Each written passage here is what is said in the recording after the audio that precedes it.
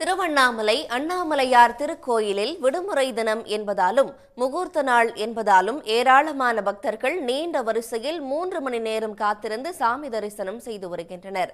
இது தொடர்பான தகவல்களை செய்தியாளர் ஐயப்பனிடம் கேட்டு பெறலாம். ஐயப்பன், 3 மணி நேரமாக வரிசையில் காத்திருந்து பக்தர்கள் சாமி தரிசனம் செஞ்சுட்டு வராங்க. பக்தர்களின் வருகை எப்படி இருக்கு? மேலும் அவங்களுக்கான என்ன சிறப்பு ஏற்பாடுகள் செய்யப்பட்டிருக்கு? பஞ்சபூத ஸ்தலங்களில் அக்னிஸ்தலமாக விளங்கக்கூடியது திருவண்ணாமலை. இந்த திருவண்ணாமலையில் அண்ணாமலையார் திருக்கோவிலில் இன்று விடுமுறை தினம் கோடை விடுமுறை தினம் என்பதாலும் முகூர்த்த தினம் என்பதாலும் நீண்ட வரிசையில் பக்தர்கள் காத்திருந்து அண்ணாமலையாரை சாமி தரிசனம் செய்து வருகிறார்கள். இதற்காக ஆகம விதிப்படி இன்று அதிகாலை அண்ணாமலையார் திருக்கோவில் நடை திறக்கப்பட்டு அண்ணாமலையார் உண்ணாமலை அம்மனுக்கு சிறப்பு அபிஷேக ஆராதனைகள் நடைபெற்றது.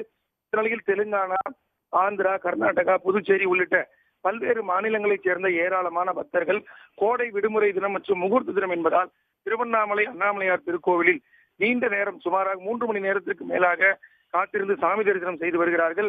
அவ்வாறு தரிசனம் செய்ய வரும் ஆன்மீக பக்தர்கள் ராஜகோபுரத்தின் வழியே உள்ளே அனுப்பப்பட்டு பின்பு சாமி தரிசனம் முடித்து திருமஞ்சன கோபுர வாயில் வழியாக வெளியேற்றப்படுகிறார்கள். குறிப்பாக கோடை விடுமுறை தினம், வார விடுமுறை தினம், முகூர்த்த தினம் என்பதால் பல்வேறு மாநிலங்களிலிருந்து ஏராளமான பக்தர்கள் அண்ணாமலையார் கோவிலில் நீண்ட வரிசையில் காத்திருக்கும் சூழல் நிலவி வருகிறது. இவர்களுக்காக இந்து சமய அறநிலையத்துறையின் சார்பில் நீண்ட வரிசையில் காத்திருக்கும் பக்தர்களுக்காக நீர்மோர் ஆங்காங்கே பல்வேறு இடங்களில் திருக்கோவில் முழுவதும் வழங்கப்பட்டு வருகிறது. அதே போல வெயிலின் தாக்கத்தை குறைப்பதற்காக தேங்காய் நார் விரிப்புகள் விரிக்கப்பட்டுள்ளது கோயில்களில். இந்த பக்தர்கள் இவற்றை பயன்படுத்தி அண்ணாமலையாரை சாமி தரிசனம் செய்து வருகின்றனர். ஐயப்பன், விவரங்களை வழங்கியமைக்கு நன்றி.